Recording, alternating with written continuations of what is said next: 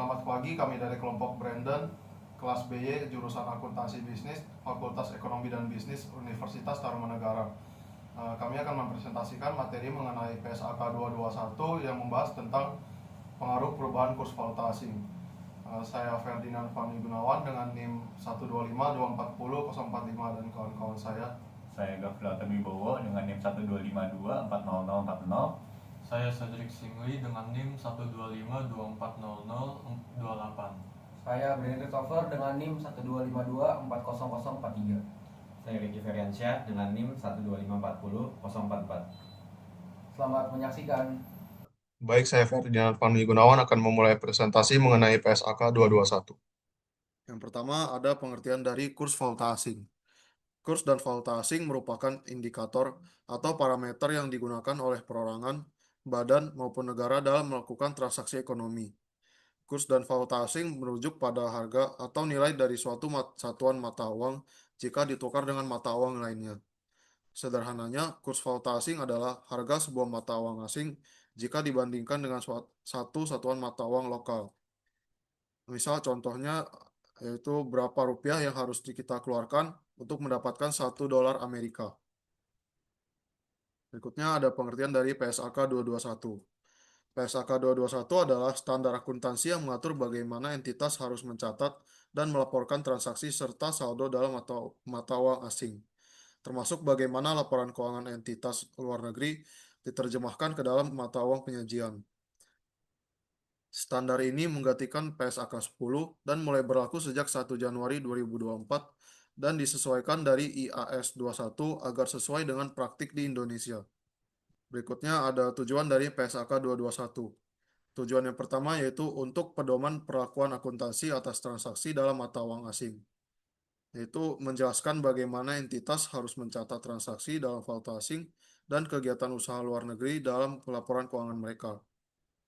Yang kedua adalah untuk pelaporan kurs dan dampaknya, yaitu menjelaskan metode untuk menentukan kurs valuta asing yang digunakan dalam laporan keuangan dan bagaimana perubahan nilai tukar mata uang asing mempengaruhi laporan keuangan. Berikutnya ada ruang lingkup dari PSAK 221. Di sini ada 3 poin. Poin pertama yaitu akuntansi atas transaksi dan saldo dalam mata uang asing, kecuali untuk transaksi dan saldo derivatif yang diatur dalam PSAK 55 yang membahas tentang instrumen keuangan, pengakuan, dan pengukuran. Contoh dari poin pertama ini yaitu transaksi impor atau saldo dalam mata uang asing harus dicatat ataupun diukur dalam kurs yang berlaku. Poin kedua itu ada penjabaran hasil dan posisi keuangan dari kegiatan usaha luar negeri yang disertakan dalam laporan keuangan entitas, baik melalui konsolidasi, proporsional, maupun metode ekuitas. Contoh dari poin kedua ini yaitu perusahaan yang memiliki cabang di luar negeri, laporan keuangan di cabang perusahaan yang berada di luar negeri tersebut harus disesuaikan ke dalam mata uang induknya di dalam negeri agar dapat digabung atau dikonsolidasi dengan menggunakan metode ekuitas. Berikutnya poin ketiga yaitu penjabaran hasil dan posisi keuangan suatu entitas ke dalam mata uang penyajian. Contoh dari poin ketiga ini adalah perusahaan yang memiliki cabang di luar negeri terkadang menyusun laporan keuangannya dengan mata uang yang bukan mata uang induknya atau yang disebut juga mata uang fungsional. Namun laporan keuangan akhir tetap harus disajikan dengan mata uang perusahaan induknya. Proses mengubah mata uang asing menjadi mata uang induk ini disebut juga penjabaran dalam PSAK 221. Berikutnya, istilah-istilah dalam PSAK 221 akan dijelaskan oleh kawan saya, Gavriel. Berikut, nama saya Gafla Wibowo dan saya akan membahas tentang istilah-istilahnya. Sebelumnya, istilah-istilahnya ada 11, yaitu kegiatan usaha LN, mata uang penyajian, mata uang fungsional, valuta asing, pos non-moneter, kurs spot, kurs penutup, dan selisih kurs. Yang pertama, saya akan membahas tentang kegiatan usaha LN. Entitas yang merupakan entitas anak, entitas asosiasi, pengaturan bersama atau cabang dari entitas pelapor yang aktivitasnya dilaksanakan di suatu negara atau mata uang selain negara atau mata uang entitas pelapor. Yang kedua, mata uang penyajian adalah mata uang yang digunakan dalam penyajian laporan keuangan. Lalu yang ketiga, mata uang fungsional adalah mata uang yang digunakan di lingkungan utama tempat entitas beroperasi. Lalu yang keempat ada valuta asing, yaitu mata uang selain mata uang fungsional. Yang kelima, post moneter, yaitu aset atau liabilitas yang akan diterima atau dibayar dalam jumlah tetap mata uang tertentu. Yang keenam, post non moneter adalah item-item dalam laporan keuangan yang tidak termasuk dalam kategori moneter atau keuangan. Yang ketujuh, kurs. Kurs adalah rasio pertukaran untuk dua mata uang. Lalu yang ke-8, kurs spot. Kurs saat ini yang digunakan untuk transaksi langsung. Yang ke-9, kurs penutup. Kurs pada akhir periode laporan keuangan. Dan yang terakhir, selisih kurs. Selisih yang dihasilkan dari penjabaran sejumlah tertentu satu mata uang lain pada kurs yang berbeda. Selanjutnya ada pelaporan dalam transaksi valuta asing ke dalam mata uang fungsional yang akan dibahas oleh teman saya, Iki. Baik, berikut saya Ricky Ferencia akan menjelaskan mengenai pelaporan dalam transaksi valuta asing ke dalam mata uang fungsional. Yang akan saya bahas di sini ada tiga, yaitu ada pengakuan awal, kemudian ada pada periode akhir pelaporan, dan penerapannya pada aset tetap. Pada pengakuan awal, perlu diketahui terlebih dahulu bahwa transaksi valuta asing ini adalah suatu transaksi yang didenominasi atau dinyatakan dengan nilai nominal dan memerlukan penyelesaian dalam valuta asing. Kemudian yang kedua, pada saat pengakuan awal, transaksi tersebut itu harus dicatat menggunakan mata uang fungsional entitas. Seperti yang sudah dijelaskan sebelumnya, mata uang fungsional entitas ini adalah mata uang utama yang digunakan di lingkungan atau tempat entitas itu beroperasi. Misalkan terdapat suatu entitas yang beroperasi di Indonesia, maka mata uang fungsionalnya itu adalah mata uang Indonesia, yaitu rupiah. Kemudian nilai transaksi dalam valuta asing ini harus dikonversi ke mata uang fungsional menggunakan kurs spot pada saat transaksi valuta asing tersebut terjadi. Kemudian terdapat bagian periode akhir pelaporan. Yang pertama, saldo moneter dalam valuta asing ini harus dijabarkan kembali menggunakan kurs penutup. Kemudian ada saldo non moneter yang diukur berdasarkan biaya historis tetap menggunakan kurs saat transaksi. Yang ketiga itu, jika non moneter diukur menggunakan nilai wajar, maka kurs yang akan kita gunakan ini adalah kurs saat nilai wajar tersebut ditentukan. Kemudian ada penerapan aset tetap. Yang pertama itu aset tetap yang dinilai berdasarkan biaya historis atau nilai wajar. Nah, ketika kita memperoleh aset tetap tersebut menggunakan mata uang asing, maka nilai dari aset tersebut harus kita konversikan ke dalam mata uang fungsional dari entitas yang memperoleh aset tetap tersebut. Kemudian yang kedua, misal apabila terdapat beberapa kurs valuta asing, maka kurs yang kita gunakan ini adalah kurs di mana saat arus kas masa depannya itu telah diselesaikan. Dengan syarat arus kas tersebut itu harus sudah terjadi di tanggal pengukuran nilai aset tetapnya. Kemudian untuk materi pengakuan selisih kurs, perubahan mata uang fungsional, dan penjabaran mata uang pelaporan akan dijelaskan oleh teman saya, Cedric. Baik, berikutnya saya Cedric Singli bakal menjelaskan mengenai 3 slide berikut. Yang pertama yaitu pengakuan selisih kurs. Nah, pertama selisih kurs itu apa sih? Selisih kurs itu sebuah selisih yang muncul dari jumlah beberapa atau dua mata uang, di mana perbedaan antara dua mata uang ini terjadi dalam kurs yang berbeda juga. Nah, dari selisih tersebut bakal munculin sebuah selisih yang harus kita laporkan. Nah, untuk melaporkannya itu kita bisa menggunakan laporan atau neraca dari periode sebelumnya, di mana ada dua cara untuk melaporkannya. Pertama, pelaporan laba rugi yang terjadi dalam selisih ini bisa kita laporkan ke dalam neraca atau laporan laba rugi biasa. Lalu yang kedua itu bisa juga kita akui dengan laba komprehensif lainnya. Nah, dari laba rugi tersebut bakal kita laporin di dalam laporan laba rugi komprehensif lainnya. Berikutnya itu perubahan mata uang fungsional. Nah, perubahan mata uang fungsional ini maksudnya, mata uang fungsional di sini tuh maksudnya kurs mata uang yang terjadi dalam lingkungan ekonomi dunia di mana nilainya tuh bersifat dinamis.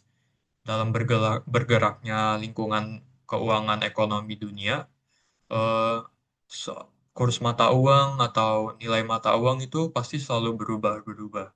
Nah, maka dari itu ada caranya dan prosedurnya buat kita melaporkan adanya terjadi perubahan mata uang fungsional ini. Nah, perubahan mata fungsional ini dapat terjadi dari perubahan-perubahan dalam perusahaan mulai dari pertama perubahan model bisnis, perubahan sumber pendapatan dan biaya, ataupun perubahan lingkungan ekonomi. Nah, prosedur buat melaporkan perubahan mata uang fungsional ini adalah yang pertama, penjabaran prospektif. Penjabaran prospektif itu maksudnya perhitungan mata uang fungsional yang dimulai dari saat kita mengubah mata uang fungsional. Lalu kedua, itu kita harus melaporkan semua pos laporan dan neraca diukur ulang, di mana dalam pelaporan atau pengukuran ulang ini semua pos baik moneter ataupun non-moneter harus kita ukur ulang. Lalu ketiga itu ada menjabarkan laporan neraca yang masih dalam mata uang fungsional lama ke mata uang fungsional baru. Jadinya sebelum kita melakukan perubahan mata uang fungsional ini, kita juga harus menjabarkan laporan tersebut yang masih dalam mata uang fungsional lama, sehingga semuanya seragam. Lalu yang terakhir itu semua transaksi berikutnya serta pelaporan keuangan semuanya akan dilakukan dengan mata uang yang baru. Jadinya semua transaksi yang udah terjadi setelah dilakukannya pengubahan mata uang fungsional bakal dicatat dengan mata uang fungsional baru. Lalu juga laporan keuangan yang selanjutnya setelah pembuatan atau perubahan mata uang fungsional ini juga bakal dicatat dengan menggunakan mata uang fungsional yang baru juga. Oke, next slide. Itu adalah penjabaran mata uang pelaporan.